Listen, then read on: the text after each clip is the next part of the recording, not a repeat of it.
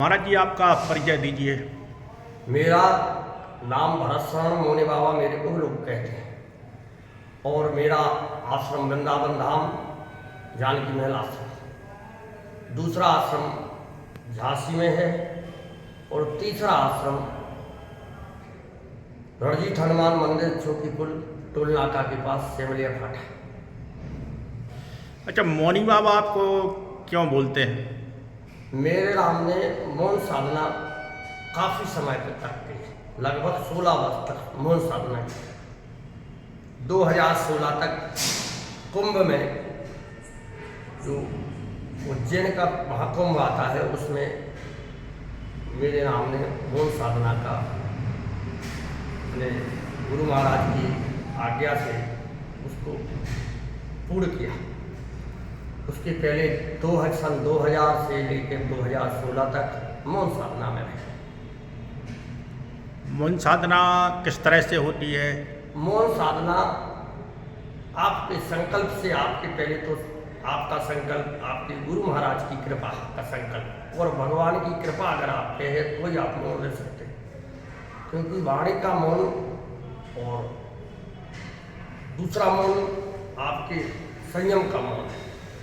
संयमित रहने से जीवन में अपने आप निखार आ जाता है, कई निखार आते हैं जिससे आपके जो शक्तियां हैं जीवन की, जो उत्कर्ष होने का, जो जीवन में आप साधना की पराकाष्ठा पे जो पहुंचने की अवस्था है वो मौन साधना से, नाम जप में परम सहयोगी मौन है।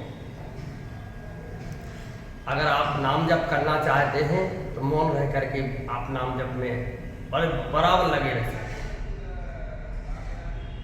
और नाम जप से ही आज जिसको भी जो भी सिद्धि प्राप्त हुई है, जो भी जिसकी जहाँ भी जो आज कुछ भी दिख रहा है वो नाम की साधना से ही होता है।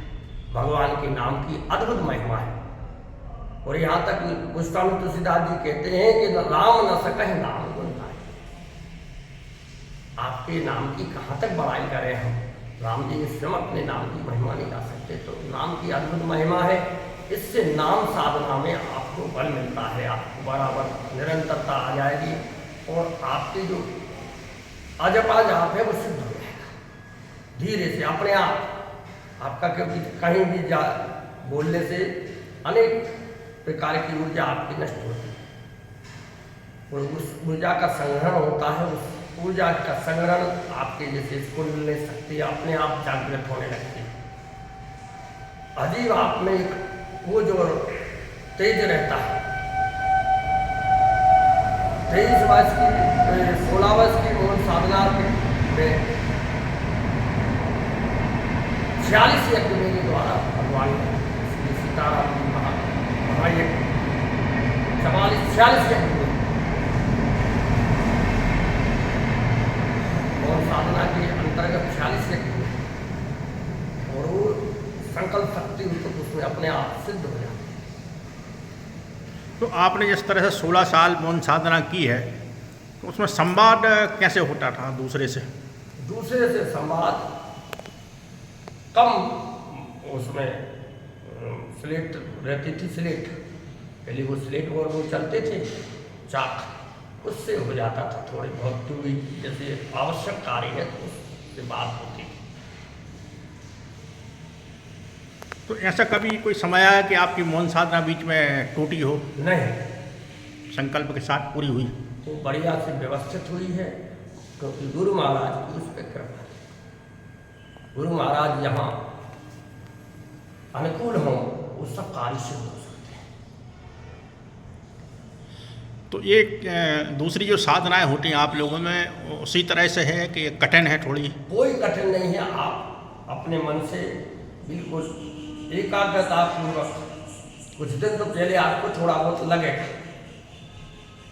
कभी मतलब टूट भी सकती है, लेकिन अपने को भगवान जो भी हमारे गुरु महाराज की उस समय में हठयोग में नंबर में मान लो उस समय एक तो अवस्था का प्रभाव रहता है और हठयोग का जिद्दी स्वभाव होने के कारण अपने आप में कोई फर्क नहीं, कोई अपने उससे कोई कठिनता नहीं अनुभव हुई कभी। जी, जय श्री राम। जय श्री राम, जय श्री राम, जय श्री राम। श्री